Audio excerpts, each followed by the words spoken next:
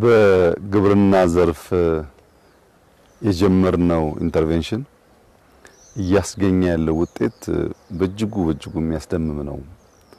ይበልጥ እንድንበረታ፣ ይበልጥ እንድንተጋ፣ ይበልጥ አዳዲስ ሐሳቦች እንድንፈጥር፣ ይበልጥ አዳዲስ ነገሮች እንድንሞክር ጉልበት የሚሆን ስራ ሆኖ አግኝቼዋለሁ። ያ ሁላችሁም እንደምታስታውሱት ኮሮና እስከመጣበት ጊዜ ድረስ የበጋ እርሻ የበጋ ስንዴ ኢትዮጵያ ውስጥ የተለመደ አልነበረም። መሬት ጦም ማደር የለበትም። ከልመና ራሳችንን መገላገል አለብን። ሊታረስበት ሊመረትበት የሚችል መሬት አለን የሚል ጽኑ እምነት ነበረን። ስንጀምር ማሳመኑም መከራ ነው የነበረው።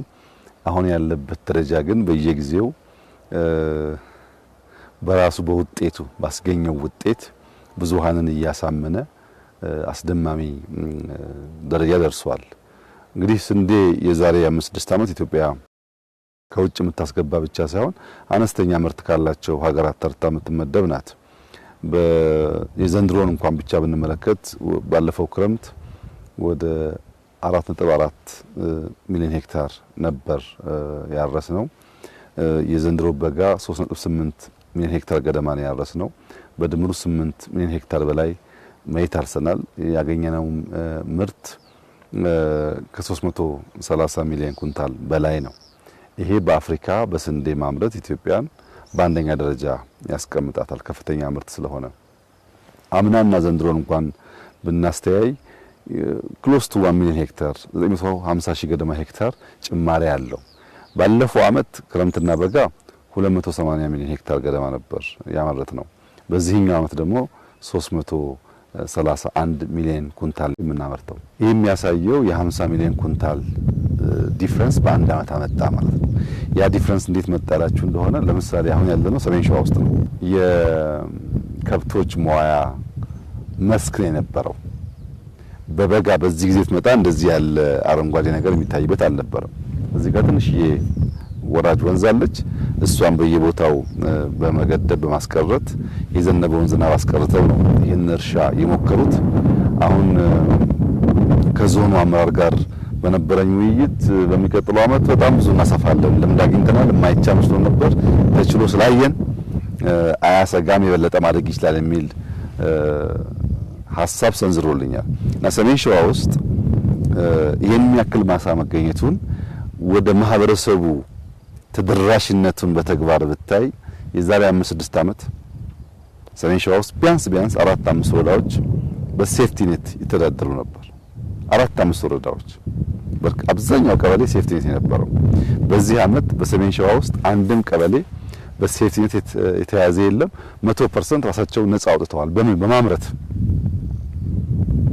ሰሜን ሸዋ 4-5 ወረዳዎች በሴፍቲ ተይዞ የነበረው 100% ነፃ ወጣ ማለት በየቦታው በየኢኮሎጂው በየከባቢው የመሬት ጠባይና የአየር ጠባይ ጊዜ ተጠብቀን የምናደርጋቸው ስራዎች ከሰራን በድፍን ኢትዮጵያ አምርቶ መብላት አሳሳቢ ጉዳይ አይሆንም ማለት ነው።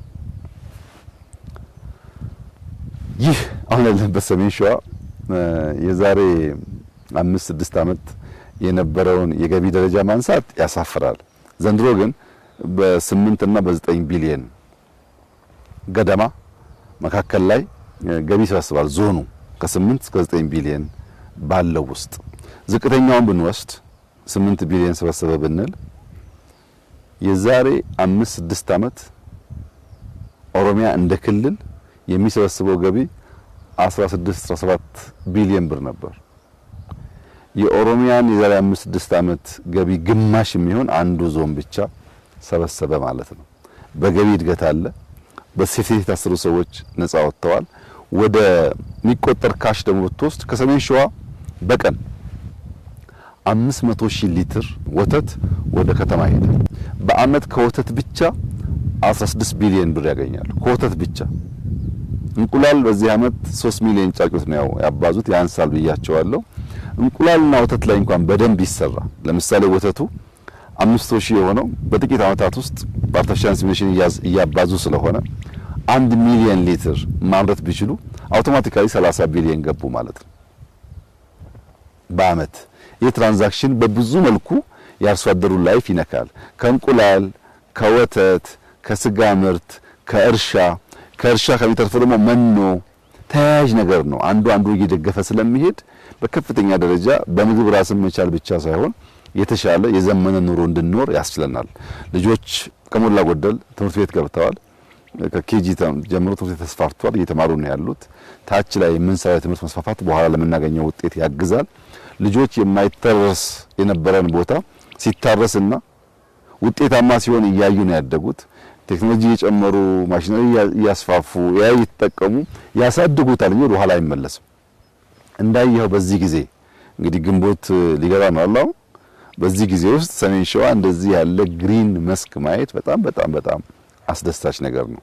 ሀገሩን፣ ወቅትን፣ ጊዜን አውቆ ለሚያይ ሰው የሚሰጠው ትርጉም ቀላል አይደለም። እንደዚህ አይነት ማሳ በዚህ ወራት ውስጥ መኖራቸው የበለጠ ብንገድብ፣ ውሃ ብንቆጥብ፣ ኢሪጌሽን ብናስፋፋ፣ ፓምፕ ብንጠቀም ድፍን ኢትዮጵያ ምን ሊሆን እንደሚችል ያመላክታልና የበጋ ስንዴ በአፍሪካ ውስጥ ከፍተኛ አምራች እንድንሆን ማስቻሉ ብቻ ሳይሆን በሴፍቲ ተይዘው የነበሩ ዜጎቻችንን ነፃ ያወጣ መሆኑ ብቻ ሳይሆን ኢንካም እያሳደገ ነው ያለው። በጣም ትናንሽ ወጣቶች በጥቂት ጊዜ ውስጥ ብድር ተበድረው አሁን አንደኛው 10 ሚሊዮን ገደማ ደርሻለሁ ነው የሚለው። በወተት በስጋ በእነዚህ አይነት ስራዎች ማለት ነው። በትናንሽ ተደራጅተው የሚሰሩት ስራ ብድር በስፋት እየሰጡ ነው ያሉት ልጆች ደግሞ ሰርተው ገቢ እያገኙ ነው ያሉት። በጣም በርካታ አርሶ አደሮች ፒክአፕ ገዝተዋል።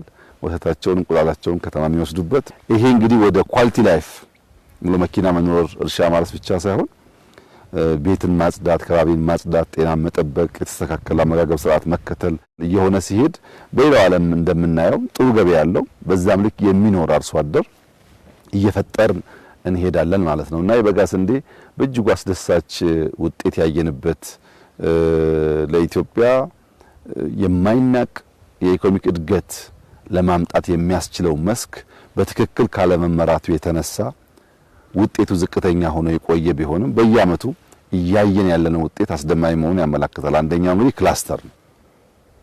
የተበጣጠሰ መሬት የሚባል የለም። የተበጣጠሰ አእምሮ ነው ያለው። መሬቱ ወጥ ነው። እኔ እናንተ ከተደመርን መሬታችንን ከደመር የተበጣጠሰ የሚለው ቋንቋ በራሱ የሐሳብ እጥረት ነው። መሬቱ እንደምታየው ወጥ ነው። ሰዎች ናቸው በኢማጂነሪ ቦርደር እያበጁ ሸነሸኑት እንጂ ወጥ ነው። ክላስተር ስናደርግ እንደዚህ ያለ ወጥ መስክ ሆነ ማለት ነው። ትራክተር ሲጨመርበት፣ ግድብ ሲጨመርበት፣ ፓምፕ ሲጨመርበት በአንድ ጊዜ የኮመርሻል ፋርሚንግ አይነት ቅርጽ ይይዛል። እንግዲህ 330 ሚሊዮን ኩንታል ስንዴ በአመት ማምረት ማለት በቀላል የሚታይ አይደለም። በድፍን አፍሪካ በዚህ ደረጃ የሚያመርት ሀገር የለም። ይሄን ደግሞ ሳንዘናጋ አሁንም የቀሩ ቦታዎች ቴክኖሎጂ መጠቀም ብናሳድግ ባጭር ጊዜ ውስጥ 500 ሚሊዮን ኩንታል መግባት እንችላለን፣ ብዙ ሳንቆይ ማለት ነው። ያን ለማድረግ አሁን አርሶ አደሩ በግብርና ሴክተር ውስጥ ያሉ የግብርና ኤክስቴንሽን ሙያተኞች የዝናብ ወራትን ሲዘንብ ከዝናብ መሸሽ ሳይሆን ያንን ዝናብ እንዴት አድርገን እንደምናቆይ የሚያስቡ አመራሮች፣ አፈር ለመንካት ጭቃ ለመንካት ማሳ ውስጥ ገብቶ ለማየት ለማገዝ የሚተጉ አመራሮች የተፈጠሩ ሲሄዱ ምርታማነት ያድጋል። እንግዲህ ኢትዮጵያችን ተስፋ አላት። በግብርና ሴክተር የመንግስት ኢንተርቬንሽን እና አንዱ ኮር የእድገታችን መንገድ ነው ያልነው አዋጭ ሆኗል። ልክ እንደ ኢንዱስትሪው፣ ልክ እንደ ቱሪዝሙ፣ ልክ እንደ ማይኒንጉ፣ ልክ እንደ ቴክኖሎጂው ግብርና ራሱን አስችሎ አመርቂ ውጤት እያመጣ ነው ያለው። አሁንም ብዙ የማደግ ፖቴንሻል ስላለው እንበርታ፣ እንስራ፣ እንማር፣ እናሻሽል። ከትናንትና ያረምን እያረቅን እያሻሻልን ከሄድን የምናስባትን ሀገር ለመፍጠር የሚያስችል መሰረት እንዳለ ያመላክታል። ከሁሉ በላይ የሚያስደስተው የሐሳብ ጥራት ነው። መድፈር፣ መሞከር፣ መፍጠር፣ ከፈጠርን በኋላ መፍጠን፣ ማሰናሰል፣ ለትልቁ ነገር መጓዝ የሚለው ህልማችንና እሳቢያችን ፍሬያማ እየሆነ ነው ያለው። በዚሁ እንድንበረታ፣ እንድንሰራ፣ እንዳንቆም በጥረት በልፋት በላብ ብቻ የሚገነባ ሀገር እንድንመሰረት ልጆቻችን ስንጥር ስንለፋ ስንተጋ እንዲያዩ ከዚያ የሚገኘውን ውጤት በጋራ ሃርቨስት ማድረግ እንድንችል ያንን ባህል መለማመድ ማሳደግ ያስፈልጋል። ሁሉም ቀን መጠቀም አለብን። ሁሉንም ወቅት መጠቀም አለብን።